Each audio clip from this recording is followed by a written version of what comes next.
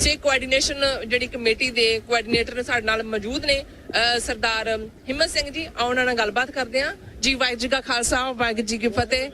ਵਾਹਿਗੁਰੂ ਜੀ ਕੀ ਫਤਿਹ। ਪਹਿਲਾਂ ਤਾਂ ਤੁਹਾਨੂੰ ਬਹੁਤ ਬਹੁਤ ਵਧਾਈਆਂ ਕਿ ਤੁਸੀਂ ਐਡਾ ਵੱਡਾ ਕਾਰਜ ਗੁਰੂ ਦੇ ਮੇਰ ਦੇ ਸਦਕਾ ਤੁਸੀਂ ਆਰੰਭ ਕੀਤਾ ਹੈ ਔਰ ਚੱਲ ਵੀ ਰਿਹਾ ਔਰ ਚੱਲਦਾ ਵੀ ਰਹੇਗਾ। ਕੀ ਮੈਸੇਜ ਦੇਣਾ ਚਾਹੋਗੇ? ਜੀ ਬਿਲਕੁਲ ਜੀ, ਸਤਿਗੁਰਾਂ ਦੀ ਬਖਸ਼ਿਸ਼ ਹੋਈ ਆ। ਅੱਜ 5ਵੀਂ ਨੈਸ਼ਨਲ ਸਿੱਖ ਡੇ ਸਿੱਖ ਫਰੀडम ਮਾਰਚ ਪਰੇਡ ਜਿਹੜੀ ਆ ਉਹ ਵਾਸ਼ਿੰਗਟਨ ਡੀਸੀ ਵਿਖੇ ਕੱਢੀ ਜਾ ਰਹੀ ਆ। ਅੱਜ ਤੁਸੀਂ ਦੇਖੋ ਬਈ ਵਾਸ਼ਿੰਗਟਨ ਡੀਸੀ ਦੀ ਧਰਤੀ ਦੇ ਉੱਤੇ ਕਿੰਨੇ ਜ਼ਿਆਦਾ ਵਿਜ਼ਟਰ ਆਏ ਹੋਏ ਆ ਕਿ ਨਾਲ ਹੀ ਜਿਹੜੀ ਸਾਡੀ ਇਸ ਪਰੇਡ ਤੋਂ ਪਹਿਲਾਂ ਚੈਰੀ ਬਲੌਸਮ ਪਰੇਡ ਜਿਹੜੀ ਕੱਢੀ ਜਾਂਦੀ ਆ, ਲਾਸਟ 2 ਈਅਰ ਕੋਵਿਡ ਦੀ ਵਜ੍ਹਾ ਕਰਕੇ ਕੈਂਸਲ ਹੋਈਆਂ ਪਰੇਡਸ।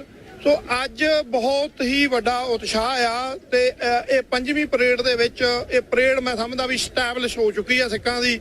ਤਾਂ ਆਇਡੈਂਟੀਟੀ, ਹੇਟ ਕ੍ਰਾਈਮਸ ਔਰ ਦੂਜੀਆਂ ਜੇ ਗੱਲਾਂ ਕਰਦੇ ਆ ਵੀ ਅਸੀਂ ਜਿਹੜੇ ਸਾਡੇ ਡੋਮੈਸਟਿਕ ਐਂਡ ਇੰਟਰਨੈਸ਼ਨਲ ਮੁੱਦੇ ਜਿਹੜੇ ਆ ਉਹਨਾਂ ਦੇ ਉੱਤੇ ਜੇ ਗੱਲ ਕਰਨ ਦੀ ਗੱਲ ਆ ਤਾਂ ਸਾਨੂੰ ਅੱਜ ਦਾ ਜਿਹੜਾ ਯੁੱਗ ਆ ਉਹ ਨੰਬਰਾਂ ਦੀ ਗੱਲ ਕਰਦਾ, ਕਾਊਂਟਿੰਗ ਦੀ ਗੱਲ ਕਰਦਾ। ਤਾਂ ਅਸੀਂ ਵੱਡੀ ਤਾਦਾਦ ਵਿੱਚ ਅੱਜ ਵਾਸ਼ਿੰਗਟਨ ਡੀਸੀ ਦੀ ਧਰਤੀ ਦੇ ਉੱਤੇ ਜੁੜੇ ਆ। ਸੋ ਸਤਿਗੁਰਾਂ ਨੇ ਬਖਸ਼ਿਸ਼ ਕੀਤੀ ਹੈ। ਪਰੇਡ ਜਿਹੜੀ ਖਾਲਸਾ ਸਾਜਨਾ ਦਿਵਸ ਅਨੰਦਪੁਰ ਸਾਹਿਬ ਦੀ ਧਰਤੀ ਤੇ ਸਤਿਗੁਰਾਂ ਨੇ ਖਾਲਸੇ ਦੀ ਸਾਜਨਾ ਕੀਤੀ। 1.25 ਲੱਖ ਸੇ ਇੱਕ ਲੜਾਊਂ ਤਵੇ ਗੋਬਿੰਦ ਸਿੰਘ ਨਾਮ ਕਹਾਊਂ। ਉਸ ਖਾਲਸੇ ਦੀ ਸਾਜਨਾ ਅੱਜ ਖਾਲਸਾ ਦੇਸ਼ ਵਿਦੇਸ਼ ਦੇ ਵਿੱਚ ਨੈਸ਼ਨਲ ਸਿੱਖ ਡੇ ਦੇ ਤੌਰ ਤੇ ਸਾਜਨਾ ਦਿਵਸ ਵਿਸਾਖੀ ਦੇ ਦਿਹਾੜੇ ਨੂੰ ਮਨਾਉਂਦਾ ਆ। ਸੋ ਬਹੁਤ ਹੀ ਉਤਸ਼ਾਹ ਆ। ਖਾਸ ਕਰਕੇ ਨੌਜਵਾਨ ਜਿਹੜਾ ਯੂਥ ਆ ਉਹ ਗੱਤਕਾ ਪਲੇ ਕਰ ਰਿਹਾ, ਬੈਂਡ ਆਪਣਾ ਤਿਆਰ ਕਰਕੇ ਲੈ ਕੇ ਆਇਆ। ਬਹੁਤ ਹੀ ਚਾਵਾਂ ਦੇ ਨਾਲ ਅੱਜ ਸਾਰੀਆਂ ਗੁਰਦੁਆਰਾ ਪ੍ਰਬੰਧਕ ਕਮੇਟੀਆਂ, ਜਥੇਬੰਦੀਆਂ ਇਸ ਪਰੇਡ ਦੇ ਵਿੱਚ ਜੁੜੀਆਂ ਹੋਈਆਂ।